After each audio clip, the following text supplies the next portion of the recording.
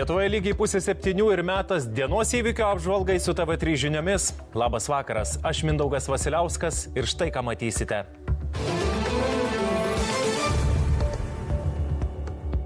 Prisimindama aukas, Lietuva mini pergalingą sausio 13 dieną, kai žmonės atsilaikė prieš okupantus. Dabar labai lengvai žiūrima į laisvę. Laisvės premija apdovanotas ne tik disidentas Petras Plumpa, bet ir Briuselio politikai, o tai sukėlė nuostabą. Europos parlamentas yra kas? Institucija? Pastatas? Matome melodramas, kurios atrodo tikrai nebrandžiai ir juokingai. O tuo tarpu Putinas naktį į Ukrainą paleido beveik 40 raketų, o ukrainiečiai jų numuša vis mažiau, trūksta oro gynybos priemonių. Bet Britų premjeras į Kyjivą atvežė ir džiugių žinių. Įsipareigojo Ukrainą ginklais remti mažiausiai 10 metį. Ko jūs vėl atvažiavo čia? Medikai netenka kantrybės. Žmonės greitąją pagalbą kviečia dėl menkaverčių problemų ir gaišta medikų laiką. Todėl siūlo betikslius iškvietimus apmokestinti. Prisipjovus pirštą arba katė įdrėskė pirštą yra, tiesiog važiuoja greitoji. Po mergaitės pagrobimo Kaune žmonės puolė pirkti išmaniųjų sekiklių, kad visuomet žinotų, kur yra jų vaikai ir artimieji. Su žmona jau senai tokius dalykus naudoja. Saugumo niekada nebus per daug. Gerumo antplūdis Vilniuje. Daugybė žmonių aukoja būtiniausius daiktus tiems, kurie dėl sprogimo daugiabutyje neteko savo namų. Gaila žmonių.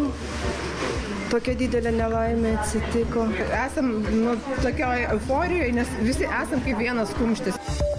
Svarbus rinkimai Azijoje. Apie nepriklausomybę nuo Kinijos svajojantys taivaniečiai vėl išrinko demokratų kandidatą, kurį Pekinas praminė pavojingų separatistų. Santykiai tarp salos ir Kinijos gali blogėti. Perkūnai, perkūnėlį. Lietuvių originalumui nėra ribų. Vis dažniau vaikams suteikia neįprastus vardus.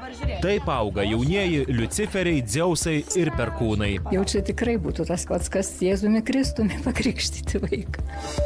Ir apie tai, kaip ateityje atrodys pokalbiai su žmonėmis, kurių nėra šalia. Įspūdis toks, lyg jie būtų čia pat.